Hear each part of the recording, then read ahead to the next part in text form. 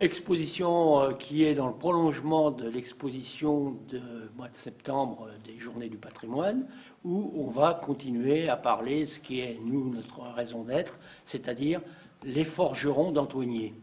Alors, la forge, nous en avons parlé sur le plan, je dirais,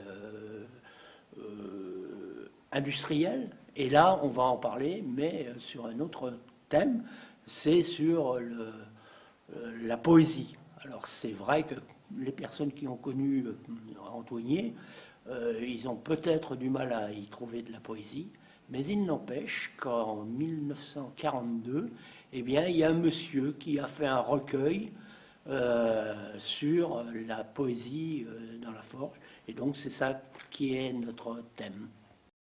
Celui-ci, oui. Eh bien, donc c'est pour présenter Antoigné, présenter Port-Brillet, et puis présenter l'histoire de la sidérurgie.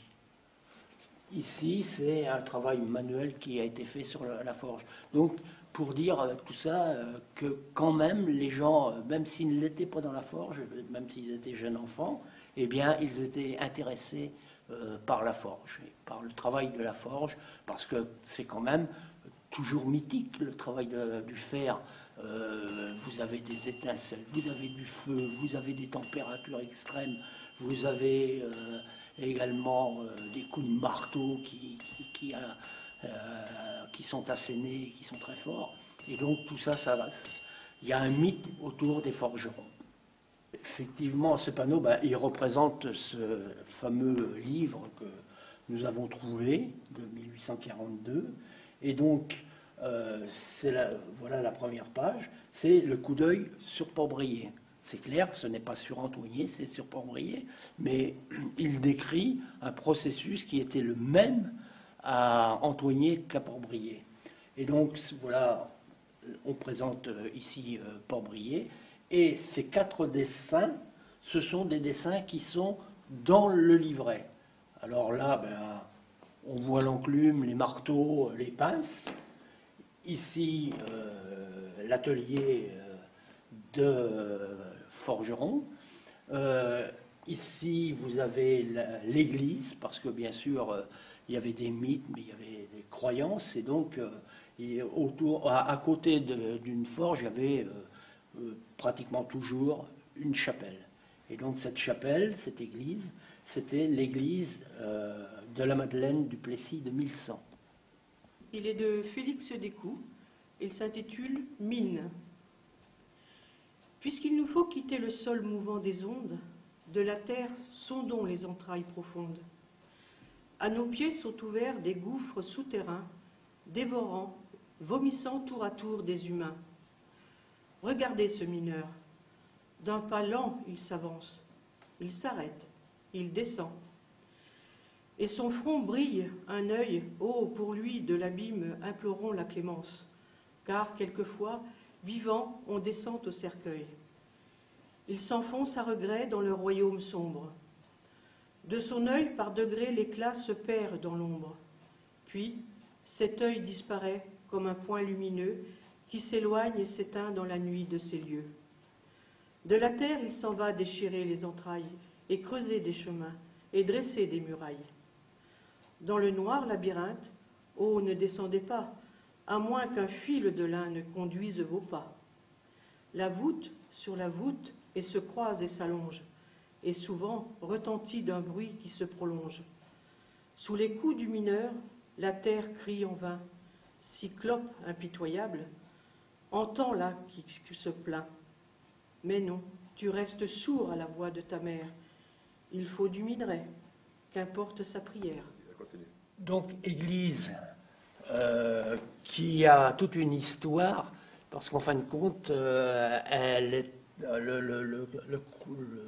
la région appartenait au comte de Laval. Et un comte était venu y faire une chasse, et puis il avait été chargé par un sanglier. Donc il avait failli perdre la vie, et à partir de là, il avait fait un vœu et de construire une chapelle s'il avait la vie sauve. Il a eu la vie sauve, il a construit la chapelle, et donc elle a été construite en 1100, Voilà pourquoi elle s'appelait, parce qu'il s'était recommandé à Notre-Dame de la Madeleine du Plessis, du Plessis parce qu'entourée de Plis, et de 1100 parce que construite en 1100. Et cette église va également avoir une autre histoire, c'est que tout simplement, eh bien, à l'arrivée du chemin de fer en Mayenne, sur la ligne Le Mans-Rennes, elle va être rasée pour permettre le passage du train. Mais par contre, pour respecter le vœu de Guy IV, eh bien, ils vont construire une nouvelle église à Port-Brillet. Donc voilà l'église de Port-Brillet, voilà l'église de Saint-James et les vitraux que l'on peut retrouver des anciens maîtres de forge, la famille Chappé. Alors l'exercice était quand même relativement difficile pour ce monsieur Descoux qui a décidé de faire des poèmes sur une forge, parce qu'on y trouve quand même peu de poésie. Mais par contre, il a su trouver les mots. Il y a des passages assez poignants de Félix Descoux, qui était un professeur de Cossel-Vivien dans la Mayenne. Et il n'est pas quand même le seul à avoir traité de la poésie dans l'industrie, puisqu'il y a un célèbre, connu des spécialistes, eh bien, il y a Jules Mousseron, qui était un spécialiste, lui, de la mine. Et il a mis la mine, c'est-à-dire la mine, les mineurs de fond, qui allaient chercher le charbon dans le nord de la France, eh bien, il a mis tout cela en poésie, et c'est assez poignant aussi, assez sympathique. Alors donc, la forge, on ne pouvait travailler la forge sans avoir un point d'eau. Il fallait de l'eau, une rivière, un étang. À Saint-James, c'était donc la Sarthe qui permettait, grâce à des barrages comme on les voit ici, eh bien, on mettait des roues à aubes sur ces rivières qui actionnaient des soufflets, qui actionnaient des mécanismes et qui permettaient la fabrication du fer. Donc l'eau est indispensable. À Port-Brillet, c'est grâce à un étang. Alors il parle dans ses poésies de l'étang, le reflet sur l'étang, etc., etc. Il n'y a pas les mêmes choses à Saint-James, mais il n'empêche que c'est l'eau qui est vitale pour la forge.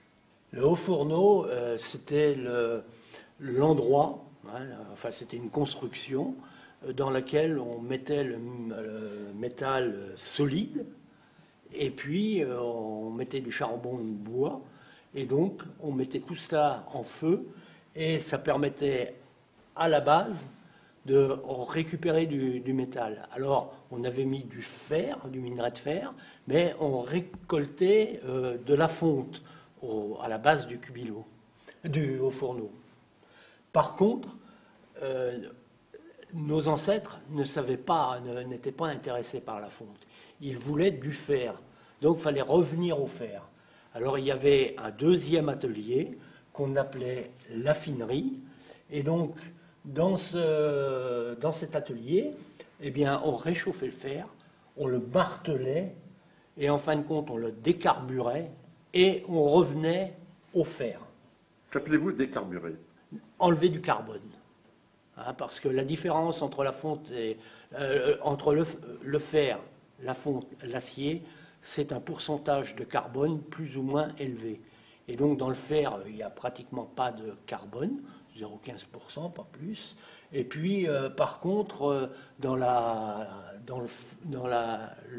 fonte, eh bien, vous allez jusqu'à 4,5-6% de carbone. Et donc, la structure du métal est différente et on peut faire des choses différentes. On forge le fer, on ne forge pas la fonte qui est beaucoup plus fragile et donc qui casserait. Donc voilà les différences, voilà pourquoi on veut obtenir ou du fer, ou de l'acier, ou de la fonte. Et encore à cette époque-là, bien sûr, il n'était pas question d'acier, il a fallu attendre la deuxième partie du 19e siècle pour que l'on puisse travailler l'acier. Donc, vous avez la forge d'affinerie, et puis ensuite, vous avez la fonderie. C'est là où l'on fend le fer, c'est-à-dire qu'on le réchauffe à nouveau. Vous voyez, en 3 chauffes, en fin de compte. Hein. Eh bien, vous réchauffez le fer, et puis vous le faites passer entre des rouleaux qui tournent généralement en sens inverse. Tout ça est actionné grâce aux roues à aubes. Eh bien, ce fer, ces barres de fer qui passent entre les rouleaux qu'on va de plus en plus rapprocher, et donc on va faire des épaisseurs différentes suivant ce que l'on veut faire. Voilà la différence.